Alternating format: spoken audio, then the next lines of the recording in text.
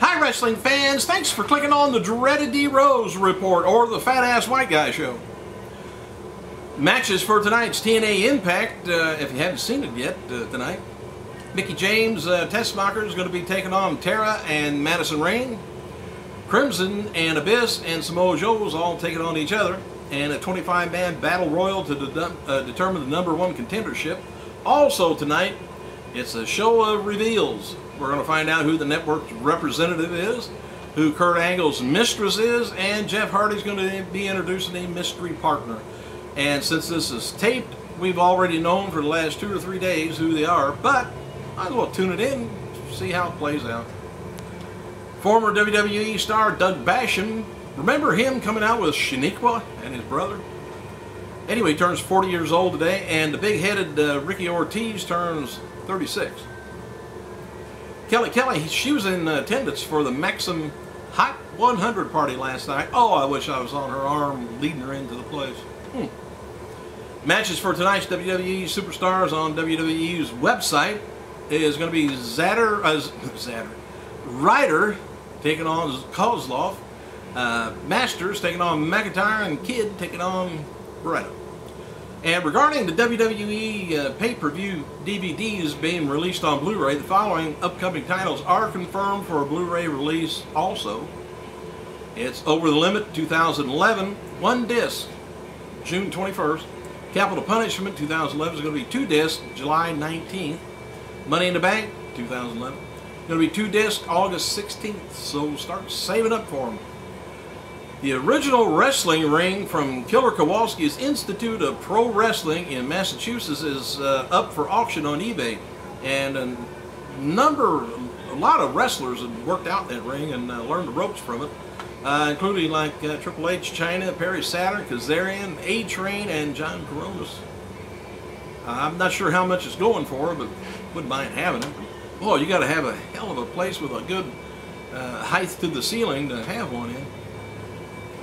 The Nasty Boys, Brian Knobbs and Jerry Sags, are scheduled to appear in an upcoming episode of All Things Man vs. Food on the Travel Channel. Should that be on the Food Channel? Alright, Rey Mysterio Sr.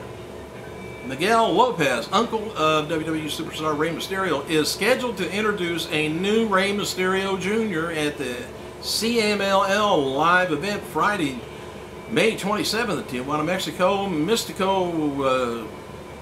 Mysterio Sr. has trained young upstarts and has a lot of, said this guy's got a lot of potential. Rey Mysterio, the original Rey Mysterio Jr., has given the wrestler his blessing. Oftentimes in Mexico, this is a little history here, famous wrestlers will allow a junior to assume his persona in exchange for a percentage of the earnings. Money. As noted before, on May 9th episode of Raw, by the way, did a 3.18 with about close to 5 million viewers. But here's kind of the breakdown that's kind of interesting. Who draws, who don't draw. Kelly, EU Torres match against the Bella Twins with Karma Attack. They lost 177,000 viewers from the opener. Kane versus Mason Ryan and Dolph Ziggler versus Santino Marella, of all things, lost another 353,000 people. Alright, backstage segments going into Alex Riley and John Cena, they gained 104,000, while the match itself gained another 685,000 viewers. You could say that Riley did better than The Miz, usually, does the same in that spot.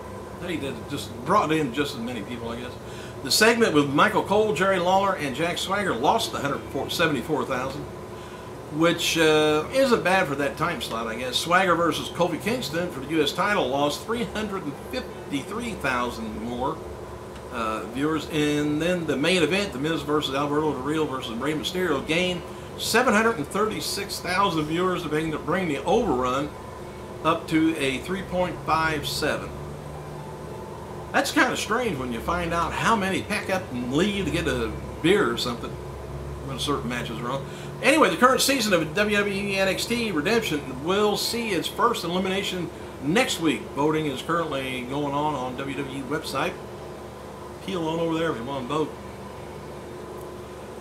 Going into next week's elimination, by the way, Titus O'Neil, he leads the pack with about 19 redemption points. Darren Young has 7. Jacob Kovac has 6. Brian Saxton has 4.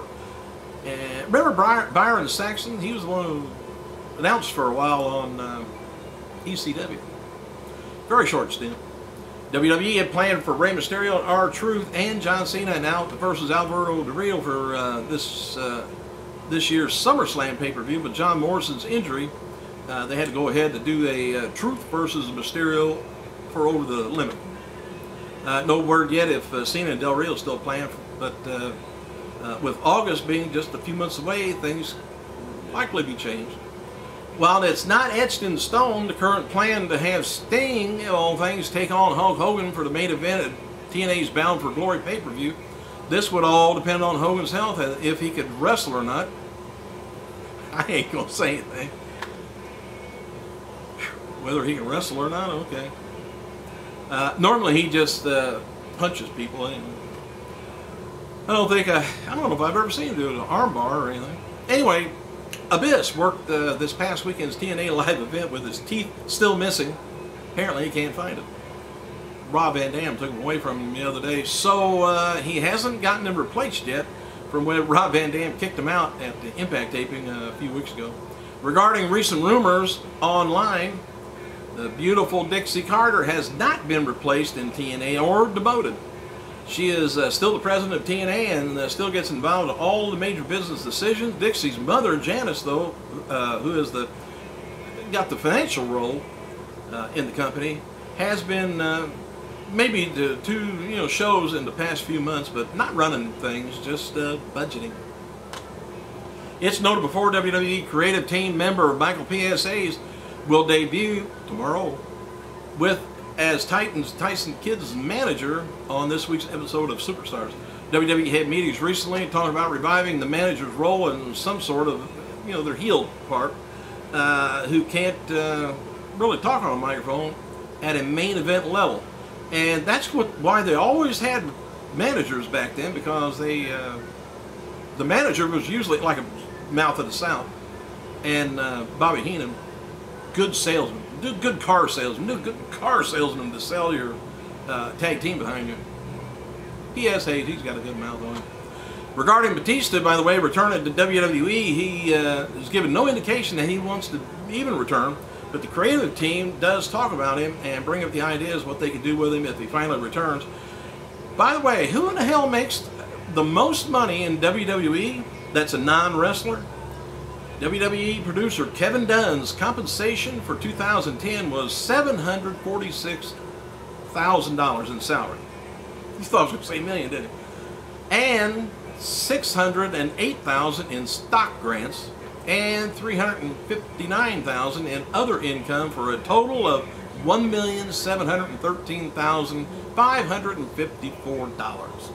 I didn't get the cents on that, but sorry.